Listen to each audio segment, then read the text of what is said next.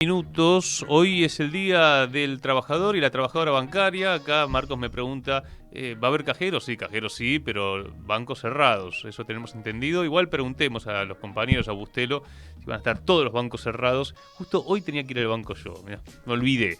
6 de noviembre, 100 años de la bancaria. Che, tenemos que después repasar esa historia de luchas en los años 60. Bueno, justamente año 24, 1924, uno de los sindicatos más importantes en cantidad de afiliados y sobre todo en los últimos años con el liderazgo de Sergio Palazzo después de lo que fuera el paso de Zanola, ¿no? Un momento muy crítico de esa entidad. Bueno, 9:35 minutos, vamos a meterle de lleno ley al discurso de Donald Trump ayer. ¿A qué hora más o menos fue el discurso? Estados Unidos fue 2 horas menos que acá, ¿no? 2 horas menos, habrán sido tipo 11 de la noche. 11 de la noche, salió Donald Trump victorioso, un discurso de casi media hora. Kamala Harris suspendió el discurso. Suspendió. Pero se espera que hoy diga, ganó Trump. Seguramente, Está, ¿no? pero bueno, no se esperaban, me parece que no había... Por las imágenes que vi, estuve viendo varios canales de televisión estadounidense, ¿no? Siguiendo la... O por ejemplo la CNN, ¿no? Claro, como la CNN. Que estaban Fox. fuertemente con Kamala. Claro, y lo que veía era, bueno, ya al final de la noche, cuando se esperaban los últimos resultados, o por lo menos resultados en algunos estados clave, era total hermetismo y dije, bueno, esto ya Claro. lo conocemos, sabemos qué está pasando. Veías en la cara de los periodistas la derrota de Kamala. Se notaba muchísimo. En el búnker de Kamala estaba todo preparado para un festejo, como les comentaba, puro trapo. Porque, A lo Hollywood. Y sí, porque iba a ser la primera presidenta mujer. Claro, sí. Le gana Trump por segunda vez, una candidata mujer en Estados Unidos que se presenta. La primera fue Hillary Clinton. Sí, cierto. Recordemos que aparte Macri había estado con Hillary. Claro. ¿Recordás? Macri había apoyado a Hillary y después, bueno, Esos errores, la verdad que, bueno, Lula salió a apoyar directamente a Kamala Harris, ¿no? Hoy ya salió a felicitar a Donald Trump, pero son cosas que uno dice, ¿es necesario? Bueno, evidentemente hay una necesidad de algunos mandatarios de salir a explicar cuáles son sus preferencias en las contiendas electorales de países ajenos. Bueno, en el caso de Donald Trump, un discurso totalmente triunfalista, se notaba ya que venía festejando de antes porque los números empezaron a cambiar en Pensilvania y ahí es cuando ya directamente, bueno, se logró la tan ansiada victoria por parte de los republicanos, ¿no? Que estuvieron poniendo muchas fichas en Pensilvania, como te contaba. ¿Qué es lo que sucede en Pensilvania? Por un lado tenés al Partido Demócrata que se ha vuelto, porque históricamente uno asocia al Partido Demócrata con los sindicatos, con la clase trabajadora, con los afroamericanos. Bueno, eso fue cambiando, claramente. Ya no. Hoy es la élite globalista y si vos te fijas en Estados Unidos, una sociedad muy segregada, como que todos se juntan con los parecidos ahí en Estados Unidos, ¿no? No hay mezcla ni de razas, ni de clase, ni de los latinos están con los latinos, los árabes con los árabes, como que es muy... Todo se dirime de esa manera, no sé por qué sucede, pero bueno, se da así. Y lo que se ve en Pensilvania es justamente eso, ¿no? Esa segregación. Por un lado, el campo profundo, el hombre de campo, la familia de campo, que vive en Estados Unidos hace un siglo, más de un siglo, y por otra parte, esas élites, por ejemplo, de la academia, ¿no? De las universidades, hay como una especie de rivalidad, ¿no? Entre lo que piensa el norteamericano blanco sin estudios es: yo soy estadounidense, vienen estos tipos de otros países, ganan 5 veces más que yo me rompo el lomo laburando y nadie se preocupa por mis hijos, por mi futuro, no hay trabajo, todo está más caro, y creo que la cuestión económica fue un factor determinante. Bueno, esa diferencia que se ve en Estados Unidos, esa gran desigualdad social que hoy está afectando sobre todo al hombre blanco estadounidense, tuvo evidentemente repercusión en estas elecciones. más allá de todo lo otro, ¿no? La misoginia de Donald Trump, que tampoco se puede negar, las barbaridades que dice, las formas que tiene muy parecidas a este fenómeno de las derechas que son más bien disruptivas en los últimos años. Bueno, más allá de eso, Donald Trump le habla con sentido común. Y de hecho, lo vamos a escuchar en un ratito porque en un momento dijo, creo que se votó con sentido común, ¿no? Volvió a hablar sobre inmigración, volvió a decir que no está en contra de la inmigración, sino de la inmigración ilegal, porque están entrando delincuentes, dijo, por la frontera sur. Uh-huh. Pone el foco allí, si te fijas en el mapa, en los estados del sur ganó Donald Trump, eso igual era evidente que iba a suceder. Pero bueno, hubo un respaldo concreto y ahí en esos estados se centraba sobre todo el discurso sobre la cuestión la cuestión migratoria.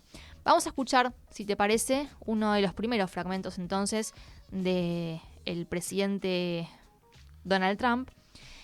En primer lugar dijo, somos el movimiento político más grande que jamás se haya visto en Estados Unidos y en el mundo. Claro, le habla a los convencidos, ¿no? Porque en definitiva también es un triunfo de los convencidos. En esta elección pesó mucho eso. Fueron a votar quienes verdaderamente estaban a favor de uno u otro candidato. Quien no estaba interpelado por ninguno de los dos no fue a votar directamente, ¿no? Esto sucede históricamente en Estados Unidos porque el voto no es obligatorio. Pero la campaña que hicieron los seguidores de Donald Trump fue muy fuerte, les agradeció, obviamente. Y escuchemos entonces lo que decía en su discurso de la victoria Donald Trump. Francamente, este fue el más grande movimiento político.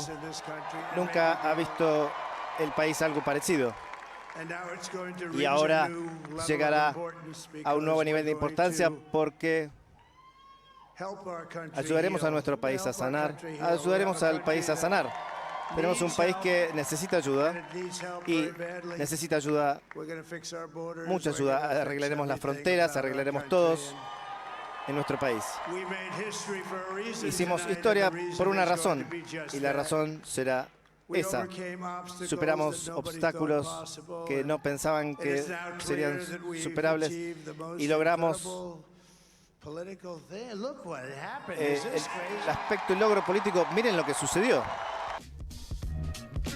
Qué bueno cuando hay un traductor, qué distinto que es, ¿no? Cómo cambia, ¿no? Sí. Menos aparatoso. Bueno, ahí lo que decías esto, ¿y por qué lo remarca? Porque cuando Donald Trump se va de la presidencia, tenía, digamos, la imagen estaba por el piso. Uh-huh. De hecho, llegó al final de su mandato con el 41% de popularidad, el más bajo que tuvo cualquier presidente en Estados Unidos desde finales de la Segunda Guerra Mundial. Y cuando pierde las elecciones y se da la toma del Capitolio y Donald Trump no reconoce la derrota, cae todavía más esa popularidad, llegando al 34%. Muy bajísimo, ¿no? O sea, ya se pronosticaba el fin del fenómeno de Donald Trump, uh-huh, de MAGA. Estaban todos muy envalentonados porque decían, esto ya está, no, es irremontable. Para un Donald Trump que además generaba rechazo, inclusive dentro de las propias filas republicanas. Bueno, se rearmó en estos 4 años de gobierno de Donald Trump. Y algunas claves creo que tienen que ver son varias cosas, pero la primera es la economía. Durante los 2 primeros años de gobierno de Biden, la inflación fue muy alta para Estados Unidos, llegó al 9% en junio de 2022, la más alta en 40 años. Claro, se había ido Donald Trump, que mantuvo durante su mandato una inflación estancada en el 2%. Si bien nunca logró una mejora significativa en los salarios, también lo que logró es disminuir mucho el desempleo. Digamos, había trabajo, mal pago se podría decir, pero había trabajo. Y también había baja inflación, con lo cual era una situación bastante estable a nivel económico en Estados Unidos. Llega Biden, hay que decirlo, pandemia de por medio.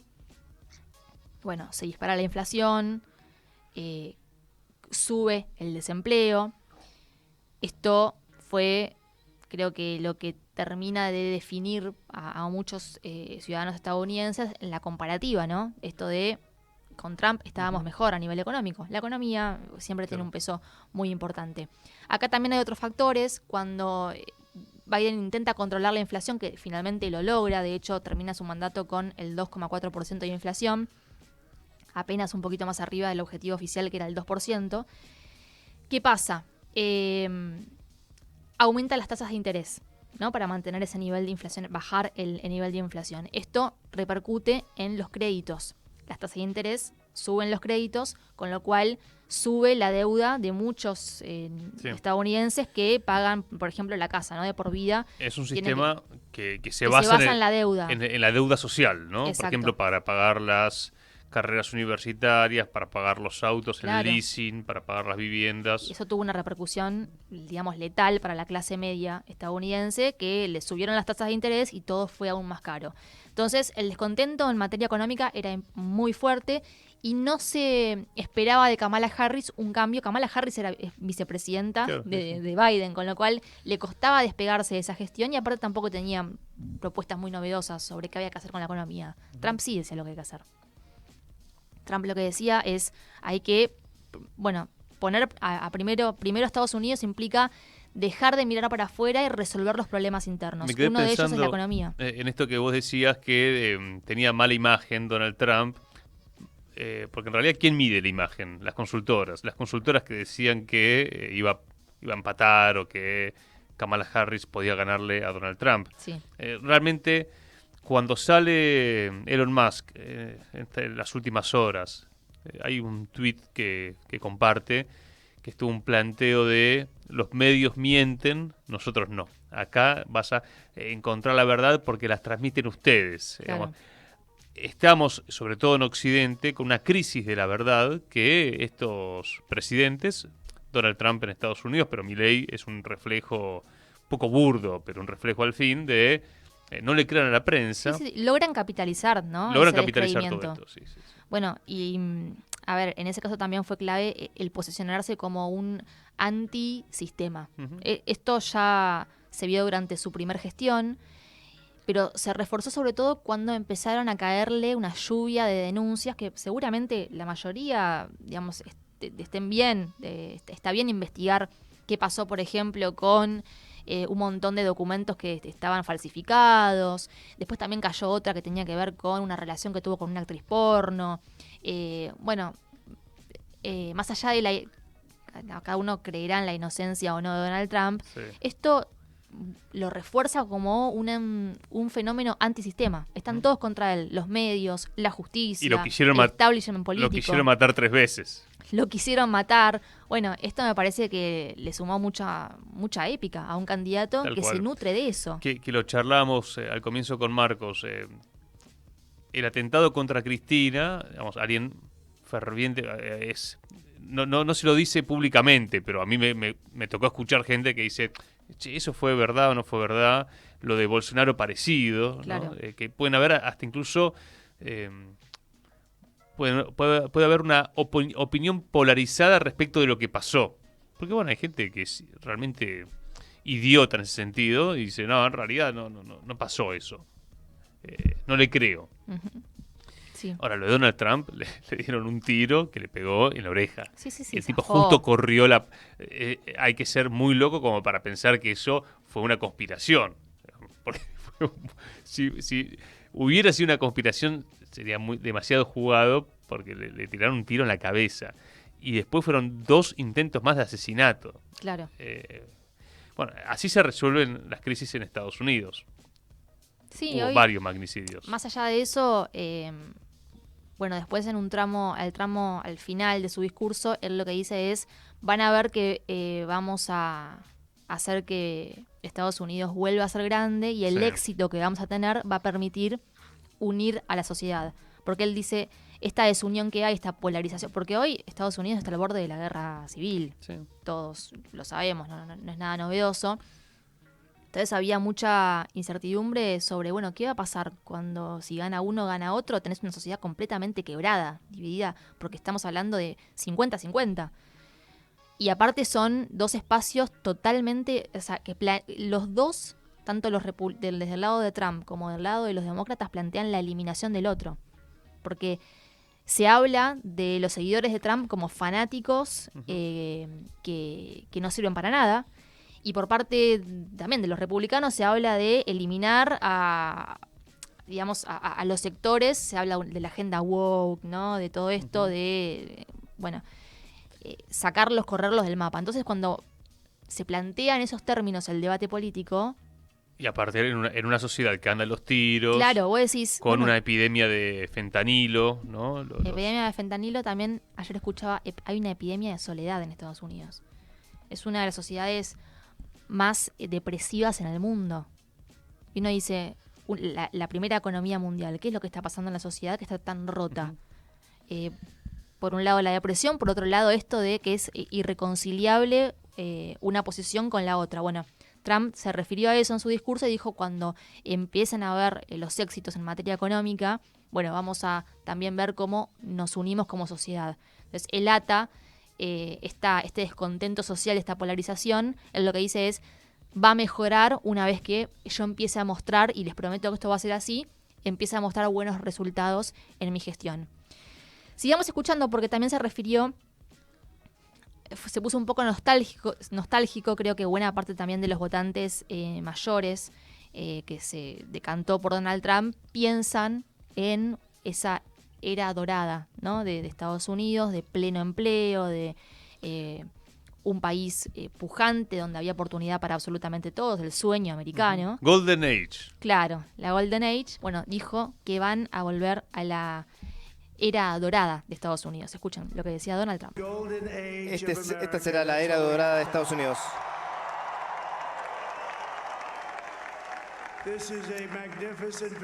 Esta es una victoria magnífica para el pueblo estadounidense que nos permitirá hacer que Estados Unidos sea grande otra vez.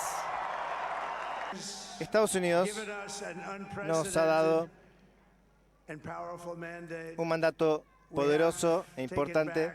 Hemos retomado control del Senado. ¡Wow! ¡Qué bueno! Es el mejor país y potencialmente el mejor país del mundo por lejos. Ahora trabajaremos por regresar a eso. Lo haremos lo mejor que nunca. Si hay que esperar más o había que esperar más, se ponía mal rápido. Hay que cerrar las fronteras, dejar que la gente entre al país. Queremos que la gente vuelva a entrar. Hay que dejar de que regresen, pero que regresen legalmente. Lo escuchaban a Trump, en un momento se refiere también a Elon Musk, hay que ver qué rol ocupa. Claro. Se hablaba de que iba a estar al frente de una oficina que se iba a encargar de controlar el gasto en Estados Unidos. Se viene una época donde va a haber seguramente buenas condiciones para los empresarios, es decir, menos impuestos a los ricos. Es la idea liberal, ¿no?, de Donald Trump. Cuanto mejor le vaya a los empresarios, mejor le va a ir al resto de la sociedad. Y Elon Musk se va a encargar entonces de que no se gaste más de lo necesario desde el Estado. Se refirió entonces a Elon Musk y también ahí en ese momento dice, estamos mandando cohetes al espacio gracias, y digamos, el avance que tenemos a nivel tecnológico en materia espacial es gracias a Elon Musk. Esto no lo pueden hacer ni los rusos ni los chinos, y ahí esta rivalidad, ¿no?, que plantea con los rivales históricos, en el caso de Rusia, y con China, que va a ser el gran tema, porque ahora nos vamos a la parte internacional, si querés, porque en el último tramo también habló sobre las guerras. No más guerras, dijo. Por el lado de Ucrania sabemos que Zelensky debe estar... Si había caras largas en el búnker de Kamala, no me imagino... Fue uno de los primeros que lo saludó. En Ucrania. Uno de los que reconoció y saludó a Se vienen Trump. Preparando mentalmente los ucranianos. Los ucranianos no, el gobierno de Zelensky, porque la guerra de ellos depende de Estados Unidos. Sí. Donald Trump viene diciendo, esto se termina al día siguiente que yo asuma. Bueno, ¿qué significa eso? Que se corta el chorro de recursos, de armas. Claro. Hay que ver si eso sucede y cómo, ¿no? Porque una cosa es lo que se promete en campaña, después en ejercicio, salir de una guerra que implica la derrota de la OTAN, es complejo también para Estados Unidos. Marco del Pont decía, va a ser un proceso de aquí a mitad del año que viene, del 2025, donde le van a dejar el problema a Europa. Sí. Como diciendo, bueno, sostengan ustedes. Veremos, ¿no? Hay diferentes maneras y ahí aparte Rusia está avanzando en ponemos las condiciones porque somos los victoriosos. Che, acá el Manu Rivas cuenta y dice, quiero recomendar la película Civil War, o sea, Guerra Civil de este año, Sí. una distopía sobre la guerra civil en Estados Unidos, muy interesante. Yo la verdad que la quería ver, no enganché finalmente dónde verla, pero si tienes, Manu, el dato. Sí, yo la vi en cine, muy buena, realmente, y que ya empiece a ver películas de ahora, con esos ¿no? títulos. Con esos títulos es porque evidentemente en algo se están basando. Sí, la recomendamos. Te decía, yendo al panorama internacional, bueno, ¿qué pasa con el mundo? ¿Cómo se lo van a tomar? En América Latina es muy particular porque me parece que no iba a haber diferencias, gane uno o gane otro. Seguramente Venezuela la va a tener más complicada, Cuba, porque es una postura mucho más dura contra los gobiernos que no son, digamos, alineados a Washington. Vamos a ver qué pasa. Pero en líneas generales se puede decir no hay grandes novedades. Si Milei piensa que va a haber a partir de ahora una lluvia de inversiones o dólares que van a entrar por el Fondo Monetario Internacional, no creo. Eso fue un error que ya le costó bastante caro al gobierno de Mauricio Macri. Y no es el mismo Estados Unidos que el Estados Unidos de 2016. Están con 1 millón de frentes, con 1 millón de temas, y lo repite Donald Trump, vamos a encargarnos de resolver los problemas en casa, digamos. Con lo cual, sí se pueden agarrar de que, bueno, están diciendo que se está mileinizando el mundo, ¿no? Esta cosa. O si las pavadas que se van a escuchar acá y en redes ni Pero que bueno, hablar. más allá de eso, el impacto en Argentina no creo que sea... Ni en Argentina ni en la región va a cambiar demasiado.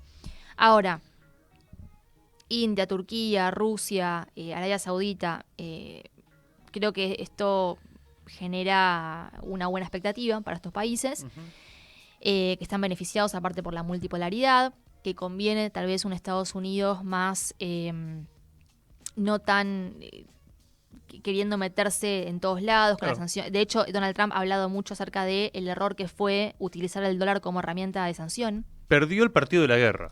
Pierde el partido de la guerra. Acá hay que ver qué pasa con China, hay que ver qué pasa con Irán, que están como un poquito, yo diría, más a la expectativa, porque, bueno, en Israel se festejó muchísimo, ¿no?, el triunfo de Donald Trump. Y después creo que la Unión Europea es, por lejos, la zona del mundo, La perdedora. el bloque totalmente que está ahora, no sé, me imagino que estarán viendo de qué manera se reorganizan, porque dependen al 100% de una administración demócrata para funcionar como bloque. La OTAN lo mismo. Claro. O sea, Úrsula von der Leyen, ¿no? Como Úrsula von der nuestra- Leyen debe estar llorando todavía. A ver, acá Gabriel Fernández lo que dice es lo siguiente. Les mandamos un fuerte abrazo a Gaby, lo pueden escuchar hoy a las 6. Con variantes y estilos distintos, los pueblos del mundo están rechazando a los dirigentes alineados con la OTAN. El sentido de la búsqueda es claro. Necesitan detener la sangría económica y humana que implica los conflictos impulsados desde su asociación. Esta es la lectura de Gaby. Perdió el guerrerismo, perdió la OTAN. Como también, bueno, vimos las elecciones en Francia, vimos las elecciones en Italia, Ujú. en Austria, en Alemania. Después, bueno, por los sistemas electorales, en algunos casos Sí. son victorias parciales, pero de opciones nacionalistas y anti-OTAN, Sí. anti-atlantistas. ¿Tenemos una más de Trump? La última, justamente él reivindica su gestión pasada como la gestión que no inició ninguna guerra, sino que las terminó, y ahora dice que lo mismo, no más guerras.